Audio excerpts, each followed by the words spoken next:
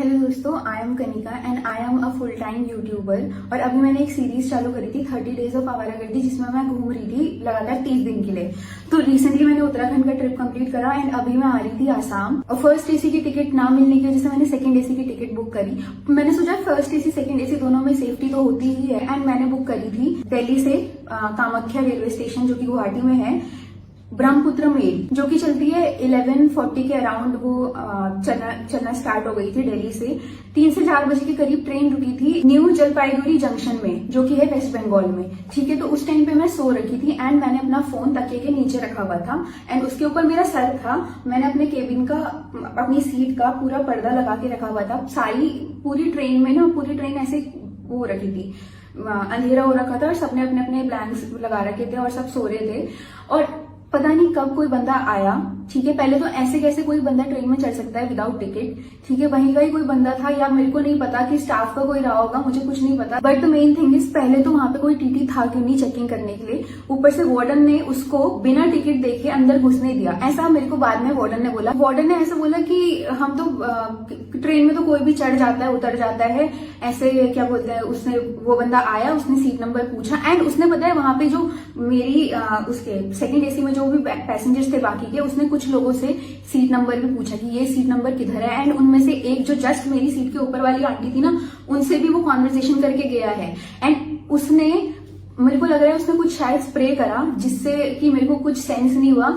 क्योंकि कोई भी अगर ऐसे ट्रैवल करता है तो माइंड तो अलर्ट रहता ही है। जरा सा भी थोड़ा ट्रेन में भी अगर थोड़ी कहीं से आवाज आती है, कुछ आती है, तो आंखें बार बार खुलती रहती है। वो बंदा, मेरा पर्दा उसने हटाया है, मेरे सर के नीचे से वो मेरा फोन ले गया है, उसने मेरे ऊपर वाली आंटी से बात करके गया है एंड मुझे कुछ पता भी नहीं लगा कि ये सब कैसे हुआ। तो मुझे ऐसा लग रहा है उसने शायद कुछ तो स्प्रे किया था। और मेरे जो बगल वाले अंकल का फोन चोरी हुआ था, उनको भी यही डाउट था कि उसने कुछ तो स्प्रे किया था, क्योंकि अंकल भी कह रहे थे कि मुझे ऐसे कुछ पता कैसे नहीं चला, क्योंकि मैं तो 4 घंटे से उठा हुआ था। ऐसे कुछ बातें कर रहे थे अंकल। ठीक है, फिर एकदम से थोड़ी देर बाद मेरे को आवाजें आने लगी एंड मेरी नींद खुली तो पता लगा कि कोई चोरी की बातें कर रहा है। मेरी नींद खुली, मैंने देखा बगल वाले अंकल का फोन चोरी हो रखा है। मैंने अपना फोन चेक करा, मेरा फोन गायब था। मैंने सीट के नीचे देखा, हर जगह देखा, मेरा फोन गायब था एंड मैं फुल पैनिक हो गई। क्योंकि as a content creator, as a YouTuber, as a vlogger, हमारे लिए हमारा फोन कितना इंपॉर्टेंट होता है, क्योंकि इसमें सारी डेटा होते हैं, सारे ब्रांड की डिटेल्स होती हैं, जो भी है बहुत कुछ होता है एंड बहुत कुछ डेटा था उसमें। चलो, डेटा की तो कुछ बात नहीं है, डेटा थोड़ा बहुत तो रिकवर हो ही जाएगा। बट उसने जो कुछ स्प्रे करा एंड मेरे को ऐसा हुआ कि भाई कुछ भी हो सकता था। वो तो मेरे पास एक स्पेयर फोन था जो कि मैं हमेशा अपने साथ रखती हूँ, वरना मैं कहाँ जाती, मैं क्या करती, मैं क्या होता मेरे साथ। मेरे को बहुत ज्यादा पैनिक हो गई मैं, भाई कौन कैसे नहीं सोचेगा इतना कुछ। मैं बहुत घबरा गई। फिर वहां पे मैंने उन लोगों से पूछा तो उन्होंने एक नंबर बोला डायल करने को, वो नंबर मैंने डायल करा। तो तब तक ट्रेन चल चुकी थी। तो जो न्यू जलपाईगुड़ी स्टेशन जो वेस्ट बंगाल में है, वो पीछे छूट चुका था एंड हम आगे आ गए थे। एंड देन उन लोगों ने मुझे बोला कि आप आरपीएफ वालों को कॉन्टेक्ट करो। मैंने आरपीएफ वालों को बोला, वो आए, उन्होंने एक फॉर्म दिया मुझे भरने को। मैंने वो फॉर्म फिल करा एंड मैंने उनको इतना रिक्वेस्ट करा कि प्लीज आप अपना कॉन्टैक्ट नंबर दे दो, जिससे अगर मुझे कुछ पता लगे तो मैं आपको तो बता पाऊं। बट उन्होंने कोई कॉन्टैक्ट नंबर भी नहीं दिया। तो फिर मैंने उनसे पूछा कि क्या चांसेस है मेरे फोन मिलने के। उन्होंने बोला कभी कभी मिल जाता है, कभी कभी नहीं मिलता है। और आईफोन को ट्रैक करना तो बहुत ईजी होता है। अगर वो उसी टाइम एक्शन ले लेते तो मेरा फोन इजीली मिल भी सकता था। ठीक है, मैंने फाइंड माई डिवाइस में, अपने जो दूसरे फोन आईफोन है उसमें मैंने फाइंड माई डिवाइस ऑन करा। पहले तो कोई इन्फॉर्मेशन नहीं आई। उसके बाद 9-9:30 बजे करीब मेरा फोन ऑन हुआ और उसने मेरी मम्मी का फोन उठाया, क्योंकि मेरी मम्मी लगातार उस नंबर पे कॉल करी थी। और मेरी मम्मी का फोन उठाया उसने। फिर उसने मेरी मम्मी से थोड़ी सी बात करी, बोला कि मैं आरपीएफ का बंदा हूं एंड मुझे मिला है ये फोन चोर से, और आप मुझे इस फोन का पासवर्ड बता दो, मैं फिर ये फोन कोरियर कर दूंगा। मेरी मम्मी ने मना कर दिया। ठीक है, उसके बाद उसने दोबारा किसी दूसरे चोरी किए हुए फोन से मेरी मम्मी को दोबारा फोन करा। उसने बोला कि आप मुझे पासवर्ड बता दो, मैं फोन कोरियर कर दूंगा। वो पीछे पड़ गया था मेरी मम्मी को, बार बार बोला था कि आप पासवर्ड बताओ, पासवर्ड बताओ। मेरी मम्मी ने नहीं बताया और मेरी मम्मी ने बोला मुझे कैसे पता लगेगा, मेरी बेटी का फोन तो तुम चोरी करके ले गए हो। बाकी फिर मेरे पास कोई ऑप्शन नहीं बचा था। मैं वहां के नॉर्मल स्टाफ से बात कर रही हूँ कि भैया कुछ तो हो जाएगा ना, कैसे तो हो जाएगा। वो तो अच्छा है, मेरे पास ये दूसरा फोन था जिससे मैं अपनी फैमिली को कॉन्टेक्ट कर पा रही थी। तो मेरी फैमिली वालों ने मेरी बहुत हेल्प करी। मेरे भैया, मेरी मम्मी, सब लोग लगे हुए थे। मेरा अकाउंट वगैरह फ्रीज करवाए, सब कुछ करवा दिया था उन्होंने अपनी तरफ से जो जो कर सकते थे।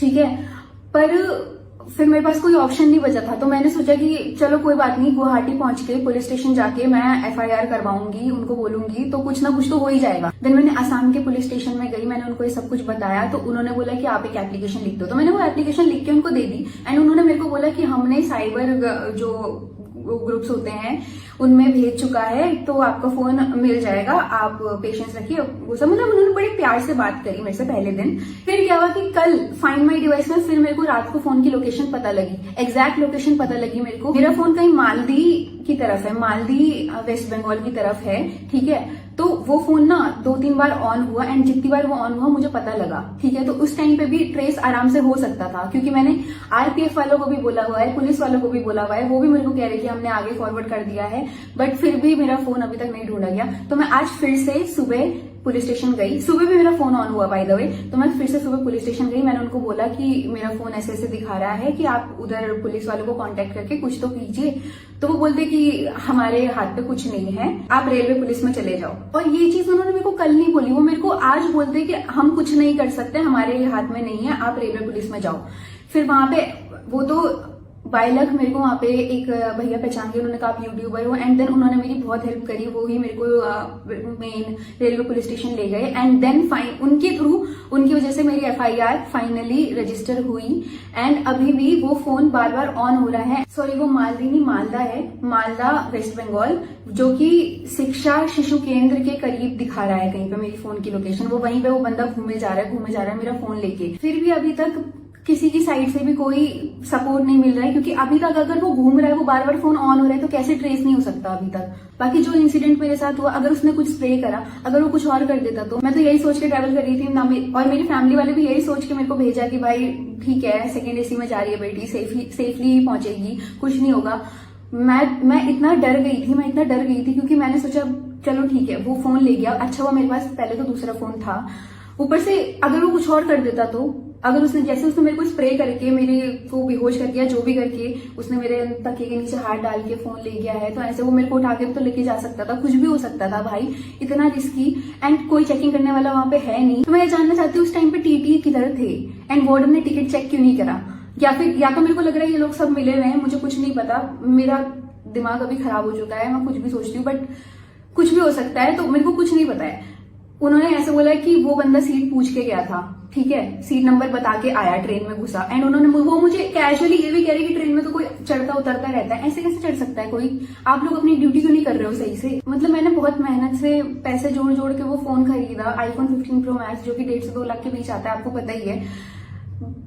पर चलो ठीक है, जो भी है, बट मैं इतना ट्रॉमेटाइज्ड हूँ अभी, मैं अभी आसाम में ही हूँ एंड मैं बता नहीं सकती, मेरे कुछ समझ नहीं आ रहा है, मैं पूरी ब्लैंक हो चुकी हूँ। तो आई रिक्वेस्ट कि GRP, वेस्ट बंगाल पुलिस और मालदा पुलिस स्टेशन कि प्लीज थोड़ा तो कोऑर्डिनेट करो। बट जो भी हो, इस एक्सपीरियंस के बाद तो मेरे को नहीं लगता कि मैं कभी ट्रेन में अब ट्रैवल कर पाऊंगी, क्योंकि मेरे को सच में सोच के भी डर लग रहा है भाई कि कैसे क्या कुछ भी हो सकता था। वो तो थैंक गॉड मेरे पास दूसरा फोन था, इसलिए मैं कांटेक्ट कर पा रही हूँ, बट स्टिल आई होप मेरे इस वीडियो से थोड़ा तो एक्शन लिया जाएगा एंड थोड़ा सेफ्टी मेजर्स का ध्यान दिया जाएगा इंडियन रेलवेज में। और बस मैं इतना ही कहना चाहती हूँ। बाकी थैंक यू आप लोगों को मेरी बात सुनने के लिए, एंड हो सके तो आप लोग अगर वेस्ट बंगाल से हैं या वहाँ की पुलिस वालों को जानते हैं, कहीं को जानते हैं, तो प्लीज मेरी हेल्प कीजिए। आप लोग भी ट्रेन से ट्रैवल करते हो तो प्लीज सेफ रहो, क्योंकि भाई कुछ भी हो सकता है, ट्रेन इज नॉट सेफ।